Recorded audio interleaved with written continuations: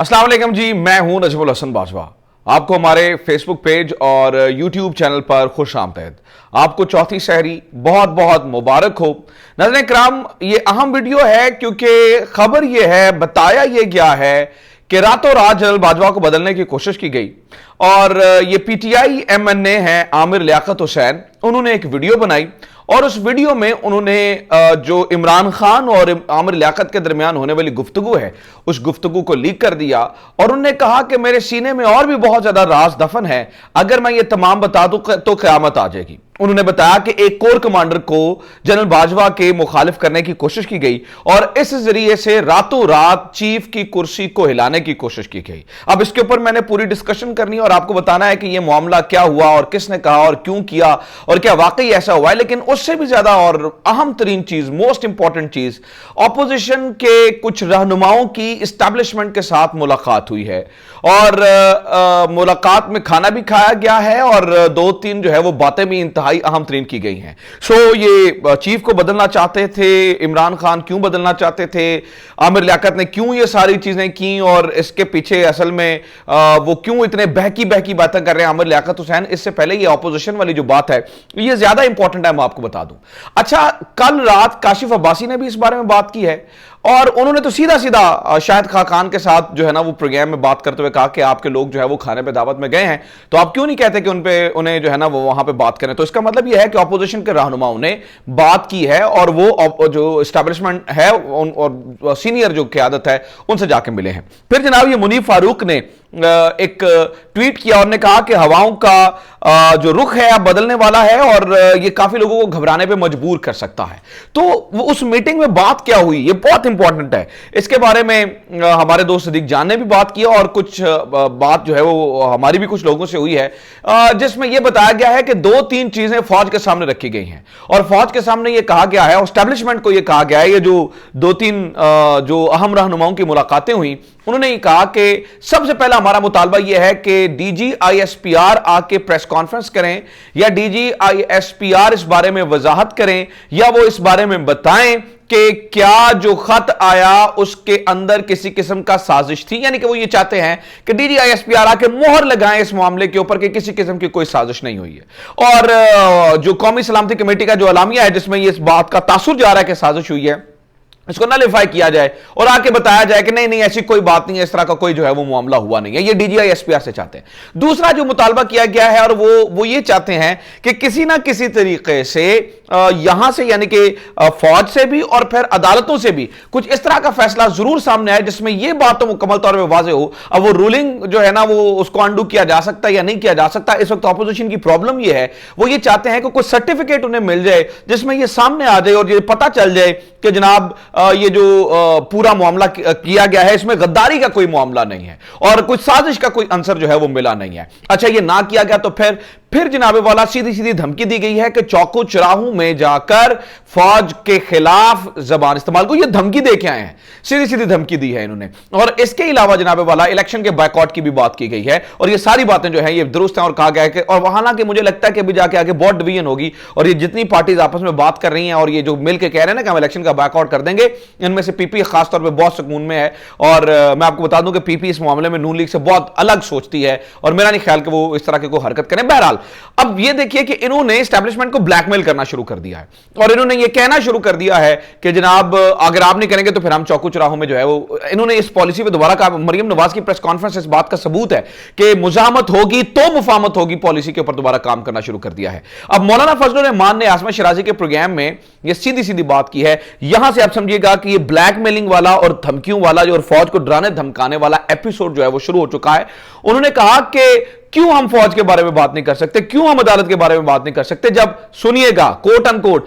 जब मेरा इस्लाम ज़िबा हो रहा हो, जब मेरा मुल्क ज़िबा हो रहा हो और जब मेरा आइन ज़िबा हो रहा हो तो मैं क्यों ना बात करूं। वैसे मौलाना साहब के कहने का मतलब यह है कि जब मेरी कुर्सी सदारत ज़िबा हो रही हो, चूंकि वो सदर बनना चाहते थे और वो बन नहीं सके माजरत के साथ, अब वो चूंकि सदर बनने नहीं है तो वो जो है ना वो रियासत के पीछे पड़ गए और वो रियासत के खिलाफ जो है वो बात। और देखिए सीधी सीधी इनकी टोन, यानी कि ये जो कहा करते थे कि न्यूट्रल रहना चाहिए, और ये अब ये दोबारा जानबूझ के छेड़खानी कर रहे हैं कि किसी तरीके से जो न्यूट्रल हैं वो न्यूट्रल ना रहें और वो आके खुल के जो है वो बात करें। तो एक तो बात जो है वो ये मैं आपको बताऊं कि इस मीटिंग में वाजे कर दी गई है, और उससे आगे क्या नतीजा निकलता है बहरहाल वो आगे जाके पता चलेगा। दूसरा जनाब, ये जरा जनरल बाजवा को बदलने वाली बात सुन लीजिएगा। अब पीटीआई के एमएन ने आमिर लियाकत हुसैन के बारे में आपको बता दूं, जिन दिनों मैं इस्लामाबाद में मौजूद था और जब मैं ये असेंबली को कवर करने के लिए गया था, तो मुझे एक सोर्स ने बताया और फिर मेरी मुलाकात भी हुई, जहां पे मेरी जो अफेक्टी है उससे डायरेक्ट मुलाकात हुई। और मैं मजीद अभी ज्यादा बात नहीं करूंगा क्योंकि मैं जातियात में बात नहीं करता, चूंकि आमिर लियाकत ने बात की है तो मैं बात कर रहा हूं। ये जनाब कोक के नशे के आदी हो चुके हैं, बहकी बहकी बातें करते हैं। आज भी आप इनके चेहरों के देखिए और इनके एक्सप्रेशंस देखिए, जिस वीडियो में इन्होंने ये बात की है, तो आपको नजर आ जाएगा कि एक ऐसा नशई बात कर रहा है जिसको जो है ना वो नशे की लत लगी हुई है और उसे नशा मिल नहीं रहा होता, तो वो इस तरह से बहकी बहकी बातें करता है। और जिस तरह से वो गालियां दे रहे हैं और जो गलीज लफ्ज इस्तेमाल कर रहे हैं ट्विटर पे जाकर, आप पढ़िएगा आपको पता लगेगा। ये एक ऐसा इंसान है जिसे कोई भी शख्स नहीं चाहेगा कि वो इसके खानदान में आके बैठे, ये वो कोई भी शख्स नहीं चाहेगा कि वो जो है ना वो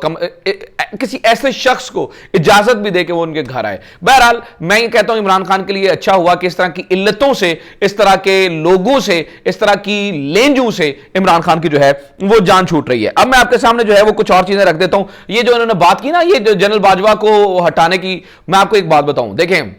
एक मिनट के लिए सोचिए कि इमरान खान जनरल बाजवा को हटाना चाहते थे और उन्हें सोचा कि मैं जनरल बाजवा को रातों रात बदल दूं, तो उन्हें सोचा कि मैं किससे मशवरा करूं। फिर उन्हें ज़हन में आया कि एक आमिर लियाकत नामी शख्स जो है, चूंकि वो मशवरा करने के लिए इंतहाई मौजूद शख्स है, तो उन्हें आमिर लियाकत खान को कराची से कॉल की। कराची से ये अपनी बेगम को लेकर गए और जब भी इनकी वो 18 साल की बेगम इनके साथ बैठी हुई थी वज़ीर आज़म इमरान खान के साथ, तो तभी वज़ीर आज़म इमरान खान ने इन्हें कहा होगा कि मैं यार आमिर जनरल बाजवा को बदलना चाह रहा हूं। और फिर उन्होंने जनरल फैज के ऊपर सीधे सीधे इल्जाम लगाए हैं आमिर लियाकत ने कि जनरल फैज जो है कोर कमांडर जो है ना, वो एक कोर कमांडर को आप जो है उनके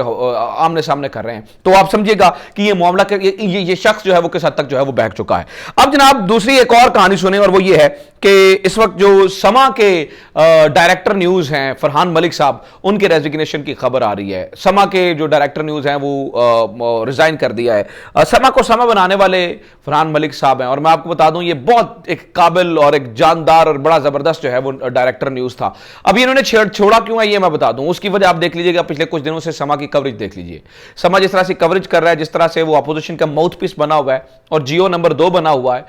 जिस तरह से वो जियो को रिप्लेस करने की कोशिश कर रहा है, और जिस तरह से वो गवर्नमेंट के ऊपर जो है ना वो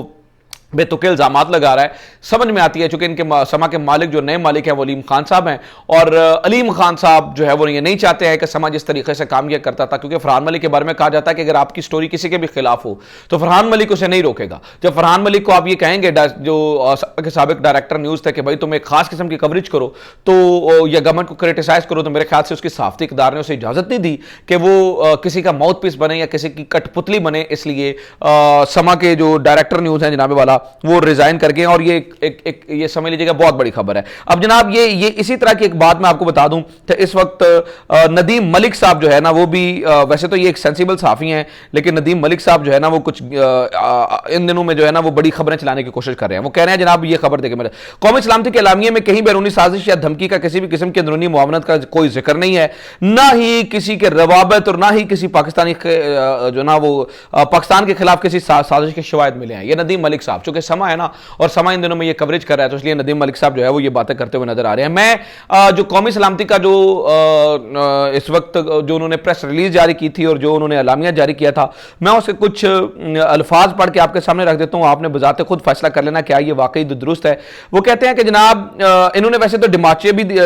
भी दिया, लेकिन ये उनके अल्फाज सुनिए। According to the statement the committee viewed the message as a blatant interference in the internal affairs of Pakistan and underscored the such action was the unacceptable under any circumstances। तो ये जो है ना वो उस कमेटी वो अलामिया में कहा गया था। अगर तो आप समझते हैं कि जनाब ये गलत है और नदीम मलिक साहब ये समझते हैं कि नहीं फिर भी किसी साजिश का जिक्र नहीं है, तो और फिर बेतुका कौमी सलामती कमेटी ने जो है ना वो एहतजाज की भी बात की और फिर डमाचे भी दिया उनको और फिर उनके साथ जो है वो एहतजाज भी किया, तो फिर नदीम मलिक साहब को मुझे समझ नहीं आती कि वो किस किस्म की साजिश के जो है वो ताने बाने ढूंढ रहे हैं। क्या इन्हें ये लगता है कि अमेरिका जो है वो पाकिस्तान को इस तरह से धमकी देनी चाहिए थी, और आलिया हमजा ने भी कहा इस बारे में कि क्या इस तरह से धमकी देते कि कि जो बाइडन 50 रुपए का स्टाम्प पेपर लिखते, उसके ऊपर पाकिस्तान को धमकी लिख के देते, 17वें ग्रेड के ऑफिसर से उसको जो है ना वो टेस्ट करवाते और 17वें ग्रेड के ऑफिसर से टेस्ट करा के पाकिस्तान को भेजते और फिर तस्दीकशुदा धमकी हासिल होती या फिर तस्दीकशुदा जो है वो धमकी मिलती। आप प्लीज समझिएगा कि धमकियां या इस तरह से काम करती हैं और